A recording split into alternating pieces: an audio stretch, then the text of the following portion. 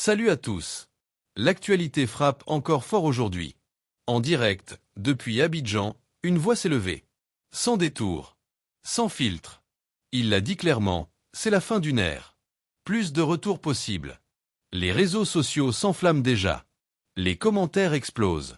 Les débats reprennent de plus belle. Tout le pays retient son souffle. Que va-t-il se passer ensuite? Quel avenir pour la scène politique? Les regards sont tournés vers les prochains jours. Parce que, visiblement, rien ne sera plus comme avant. Les seront toujours contestés. Alors, je voudrais dire ici, je ne suis pas en train de lancer un appel à l'insurrection. Non, ce n'est pas l'habitude du PDCIADA. Mais je voudrais pouvoir dire que ce n'est pas fini. Ce n'est pas fini.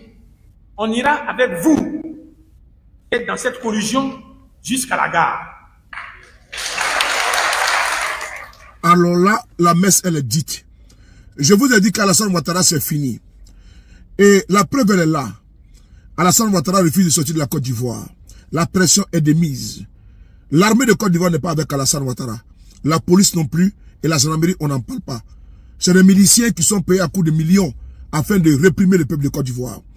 Le PDCI-RDA vient de sonner également la fin de la récréation. Ils iront également jusqu'au bout. Ils ont été toujours dans la lutte. Mais cette fois-ci, c'est affirmé de façon claire et nette. Personne ne va abandonner ce combat. Parce qu'on ne peut pas laisser la Côte d'Ivoire entre les mains d'un facho, entre les mains d'un dictateur, entre les mains d'un tyran qui kidnappe à tout bout de champ les Ivoiriens. Alassane Ouattara a pris le malin plaisir. Il est passé de la parole aux actes en excluant les acteurs politiques majeurs du jeu politique. Guillaume Kibafori Soro, Cheikh Tidiane Thiam, Gbagbo Laurent, Pascal Affi-N'Guessan. Oui, ce quadre de la politique ivoirienne ne sont pas de la course à l'élection présidentielle. Alassane Ouattara a trié sur le volet ce qu'il veut affronter.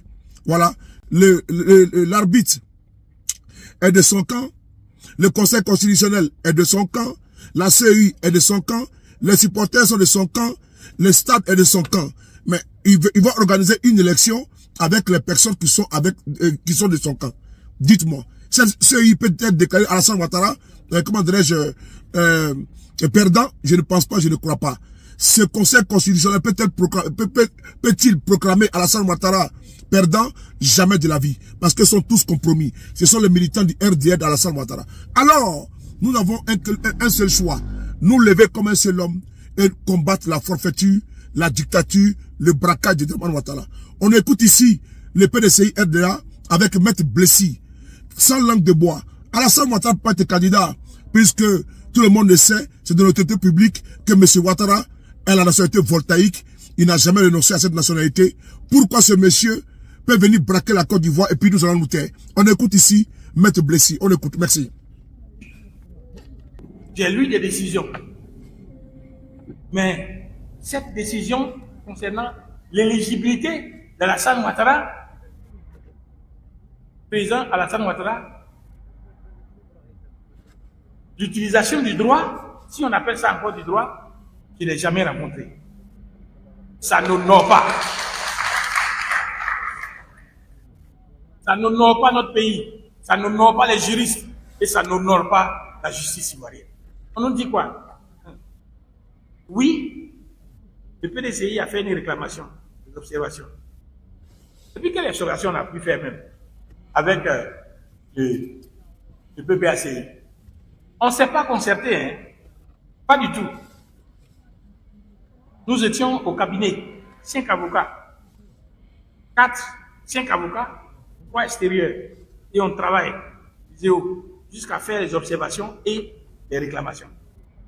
On dit, bon, à la fin, là, on présente une requête pour dire la candidature du président Alassane Ouattara, et le président Alassane Ouattara est inéligible. Pourquoi?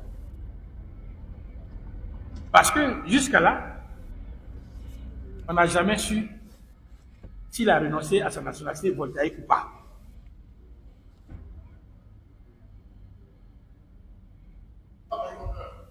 On n'a jamais su. Vous voyez, une semaine avant, le vendredi d'avant, le Conseil constitutionnel rend une décision dans l'affaire Ousmane. Ce candidat, cette personnalité qui avait demandé à faire invalider la candidature d'Alassane. Le Conseil constitutionnel lui dit qu'il a été déjà candidat en 2020.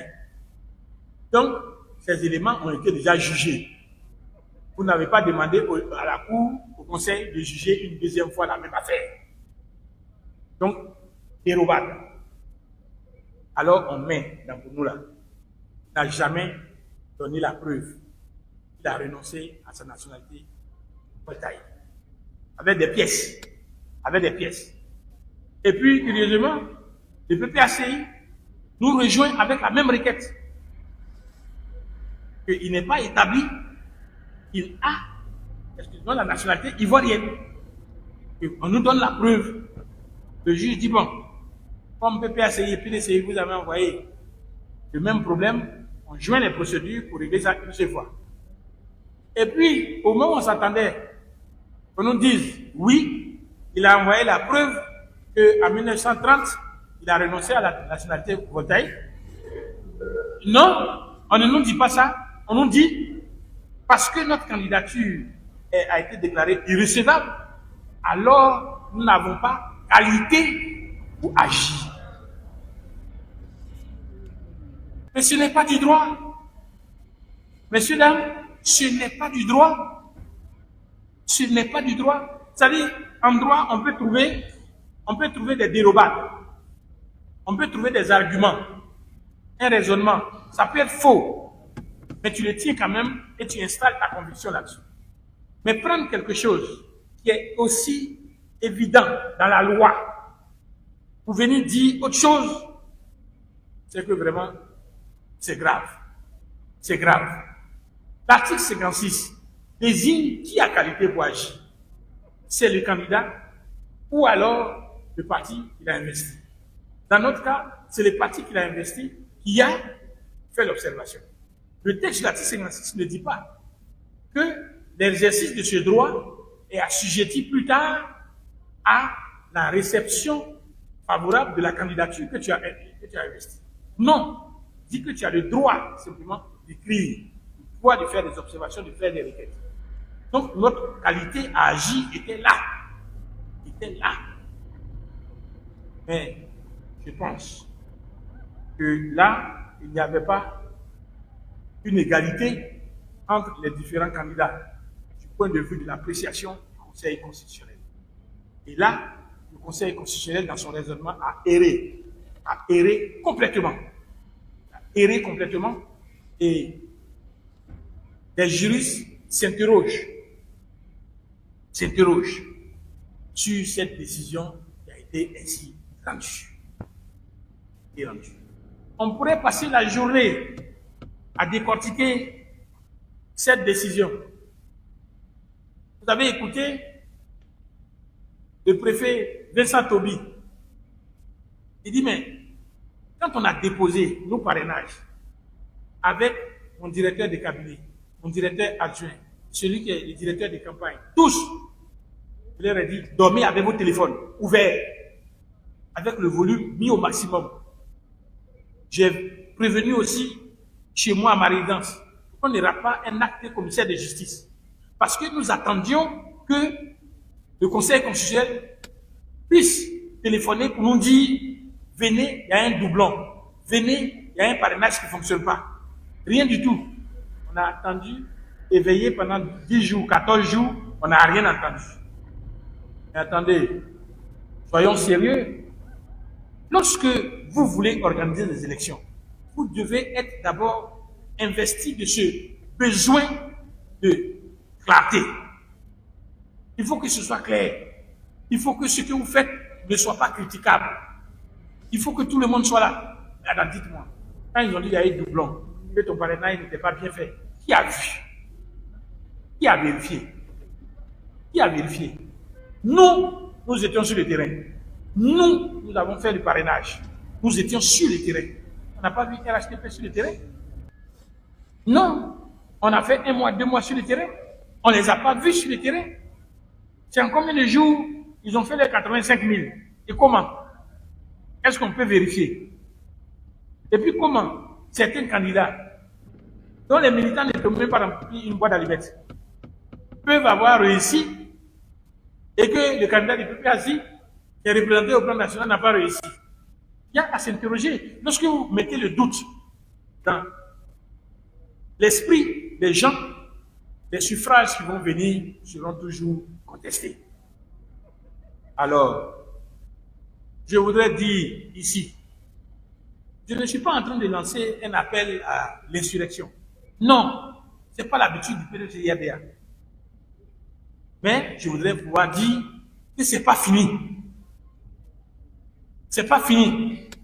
On ira avec vous être dans cette collusion jusqu'à la gare.